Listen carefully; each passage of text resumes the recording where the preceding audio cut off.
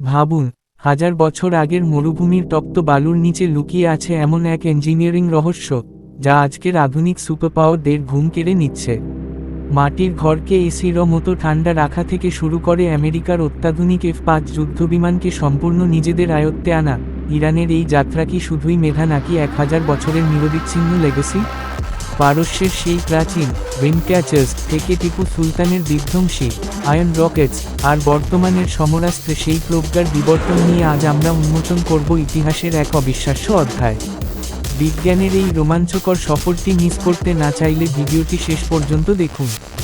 ঐতিহাসিক পরিক্রমায় পারস্য বা বর্তমান ইরানের টেকনোলজিক্যাল উৎকর্ষের এক নিরবিচ্ছিন্ন প্রবাহ লক্ষ্য করা যায়। প্রিহিস্টরিক এবং প্রাচীন যুগে পারস্যের মানুষ প্রতিকূল মরু পরিবেশে টিকে থাকার জন্য যে প্রজ্ঞা প্রদর্শন করেছিল, তা আধুনিক ইঞ্জিনিয়ারিং এর অনেক মৌলিক কনসেপ্ট প্রদান করে।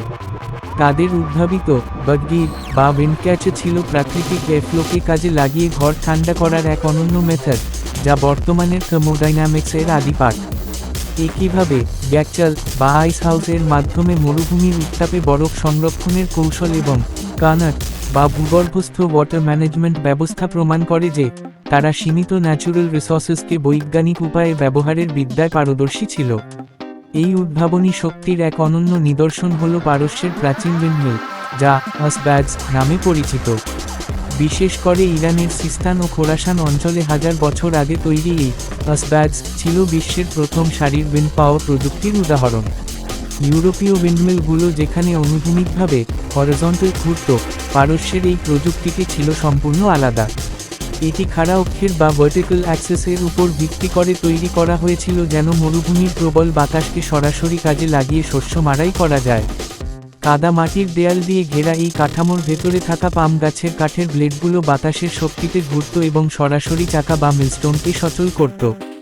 এই প্রাচীন মেকানিক্যাল ইঞ্জিনিয়ারিং প্রমাণ করে যে পারস্যের মানুষ হাজার বছর আগেই রিনিউয়েবল এনার্জির ব্যবহারে কতটা দূরদর্শী ছিল। এই ইনোভেটিভ চেতনারই একটি গুরুত্বপূর্ণ মাইলস্টোন দেখা যায় অষ্টাদশ শতাব্দীতে মহীশূরের সুলতান টিপু সুলতানের রকেট টেকনোলজিতে। যদিও টিপু সুলতানের রকেট ছিল একটি ইন্ডিজিনাস উদ্ভাবন, কিন্তু সেখানে পারস্যের মেটালার্জিরও গভীর প্রভাব ছিল। তৎকালীন মহীশূরে বসবাসরত পারস্যের দক্ষ কারিগর ও ধাতুবিদদের আয়রন ওয়ার্ক এবং নিখুঁত কাস্টিং পদ্ধতির জ্ঞানকে কাজে লাগিয়ে টিপু সুলতান রকেটে আয়রন সিলিন্ডার ব্যবহার শুরু করেন। এর আগে চায়না বা ইউরোপে ব্যবহৃত বাঁশ বা কাগজের রকেটের তুলনায় আয়রন কেসিং যুক্ত এই রকেটগুলো ছিল অনেক বেশি শক্তিশালী ও লং রেঞ্জ, যা ব্রিটিশ বাহিনীকে যুদ্ধের ময়দানে হতবাক করে দিয়েছিল। মূলত পারস্যের প্রাচীন মেটাল ওয়ার্কিং প্রজ্ঞা আর ইন্ডিয়ান মিলিটারি স্ট্র্যাটেজিরও এক সফল ফিউশন ঘটেছিল এই সমরাস্ত্রে।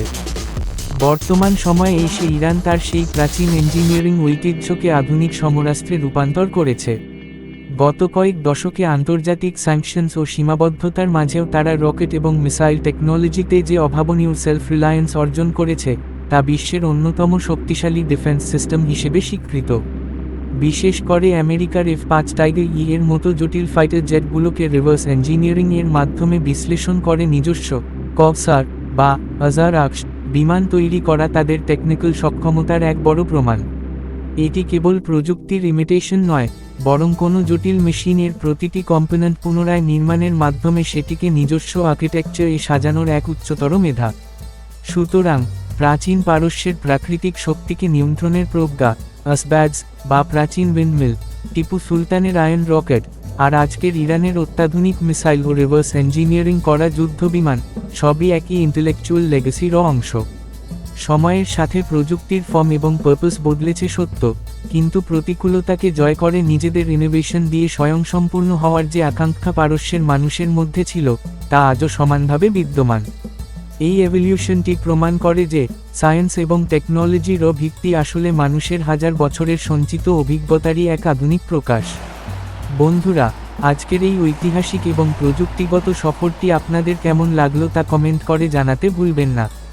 এই ধরনের ইনফরমেটিভ ভিডিও আরও পেতে ভাইব অফ ঢাকা চ্যানেলটি এখনই লাইক করুন এবং সাবস্ক্রাইব করে পাশে থাকা বেল বাটনটি বাজিয়ে দিন।